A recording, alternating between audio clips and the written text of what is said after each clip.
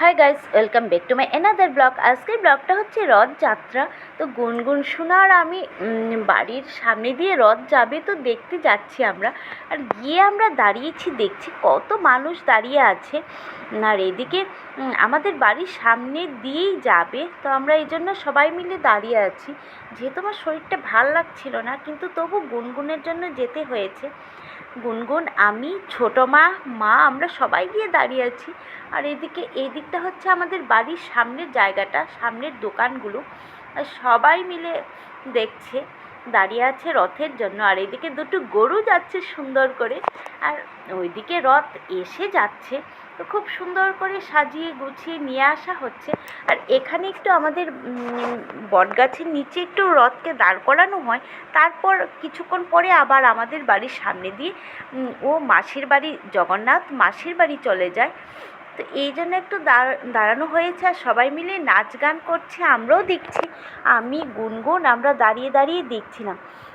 কাছে আসলে তারপর আমি রথের দড়ি ধরবো, কারণ এখানে আমাদের বাড়ির সামনে এসে একটু সময় দাঁড়ায়, একটু সময় দাঁড় করানো হয়, তারপর সমানে থামিয়ে যাওয়া হয়। তারপর ঘুরে ঘুরে সুন্দর করে নিয়ে যাওয়া হয়। আর দেখো সবাই মিলে কত সুন্দর করে কবিদের মতো সেজে নেচে তারপর যাচ্ছে গোপাল সোনাকে নিয়ে। আর যাচ্ছে জগন্নাথ তো রথে বসে আছে, আর গোপাল সোনাদেরকে কুলে করে নিয়ে যাওয়া হচ্ছে। এবার এখন আমাদের বাড়ির কাছে সুন্দর করে সাজানো হয়। অনেক লোক এসে আসছে, যাচ্ছে তত আরো সুন্দর করে নিয়ে যাওয়া হয়। এই হচ্ছে জগন্নাথ দেবের রথ। আর জগন্নাথ দেব চলে যাচ্ছে মাসির বাড়ির উদ্দেশ্যে।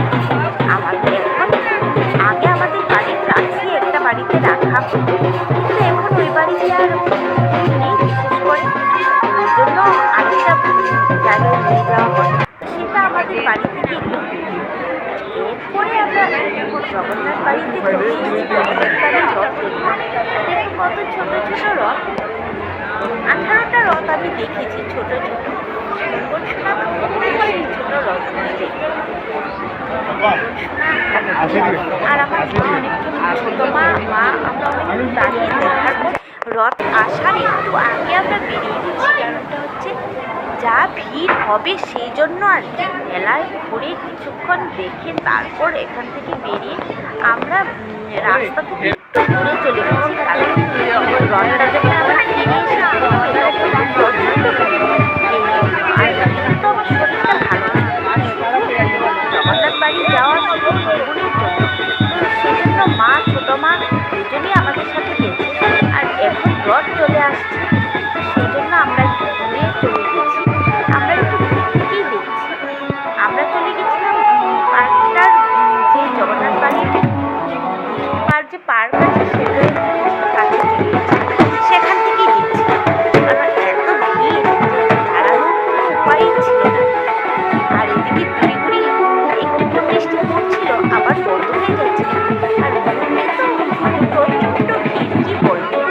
আর ঘুরোঘুরি করে মানে ঠাকুর দেখাটা আমার ভালো লাগে না, সময় আমি ভিড়ে যাই না। আমি এমনিতেই সবসময় দূর থেকে দূরে দাঁড়িয়ে ভিড়ে আমার একদম ভালোই লাগে না। আর জগন্নাথ বাড়ির রথযাত্রায় তো প্রচণ্ড ভিড় হয়। কত লোক, কত বাইরে থেকে কত লোক এসছে। বেশিরভাগ লোকই বাইরে থেকে এসছে, মানে ধর্মনগর, কৈলাসহর এইসব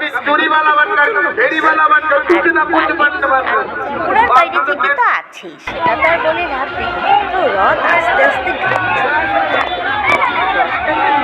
রথটা যখন বেরোয় তখন আরও ভিড় থাকে।